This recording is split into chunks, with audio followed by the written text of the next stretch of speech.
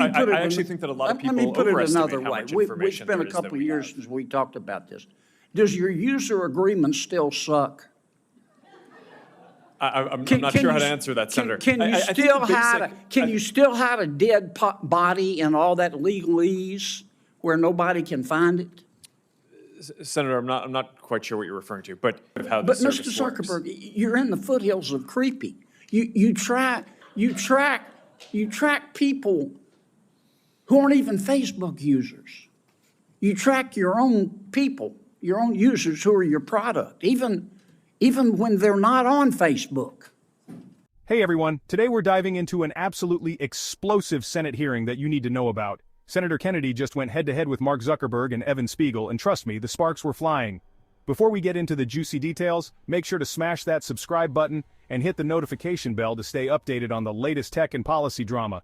Let me paint you a picture of what went down. Senator Kennedy, known for his no-nonsense approach, came out swinging. He basically told these tech giants that their self-regulation attempts are about as effective as putting paint on rotten wood. Brutal, right?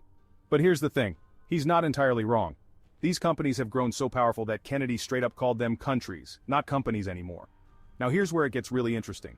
Kennedy dropped a bombshell, revealing how these tech platforms have been playing defense, blocking every single attempt at reasonable regulation. We're talking about everything from privacy protections to preventing child exploitation. And get this.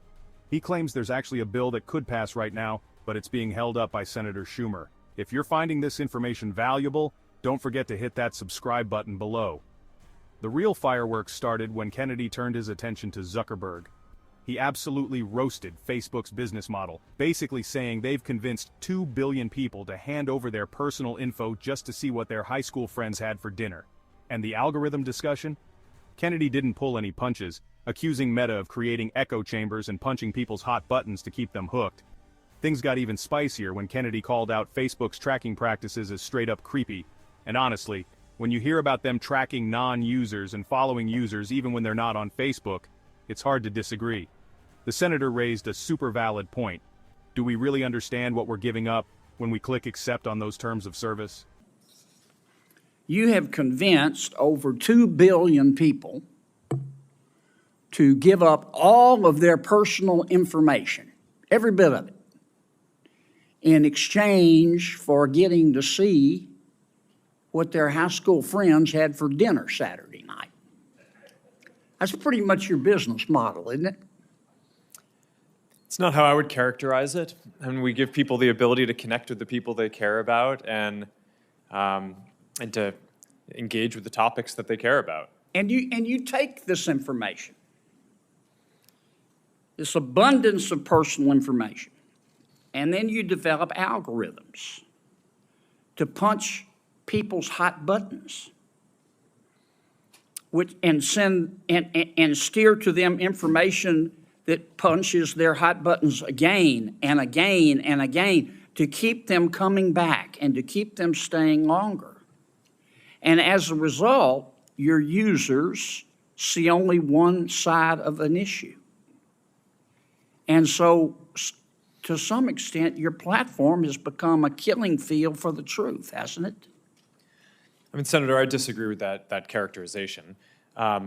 We build ranking and recommendations because people have a lot of friends and a lot of interests, and they want to make sure that they see the content that's relevant to them. We're trying to make a product that's useful to people and make our services as helpful as possible for people to connect with the people they care about and the interests they care about. But you don't show them both sides. You don't give them balanced information. You just keep punching their hot buttons, punching their hot buttons. You don't show them balanced information so people can discern the truth for themselves. And you rev them up so much that so often your platform and others becomes just cesspools of snark where nobody learns anything, don't they? Well, Senator, I disagree with that. I think people can engage in the things that they're interested in and learn quite a bit about those. We have done a handful of different experiments and things in the past around news and trying to show content on a diverse set of perspectives. I think that there's more that needs to be explored there, but I don't think that we can solve that by ourselves. One of the things that I saw... I'm sorry to cut you off, Mr. President, but I'm going to run out of time. Do you think your users really understand what they're giving to you, all of their personal information, and how you process it and how you monetize it? Do you think people really understand? Senator, I think people understand the basic terms. I mean, I think that there's. I actually think that a lot of people overestimate how much information It's been a couple of years since we talked about this. Does your user agreement still suck? I'm not sure how to answer that, Senator. Can you still hide a dead body and all that legalese where nobody can find it? Senator, I'm not quite sure what you're referring to, but I think people get the basic deal of using these services. It's a free service. You're using it to connect with the people you care about. If you share something with people, other people will be able to see your information. It's inherently, if you're putting something out there to be shared publicly or with a private set of people, it's, you're inherently putting it out there. So I think people get that basic part of how the service works. But Mr. Zuckerberg, you're in the foothills of creepy. You track people who aren't even Facebook users. You track your own people, your own users who are your product, even when they're not on Facebook.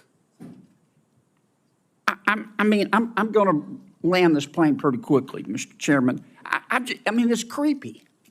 And I understand you make a lot of money doing it, but I just wonder if our technology is greater than our humanity.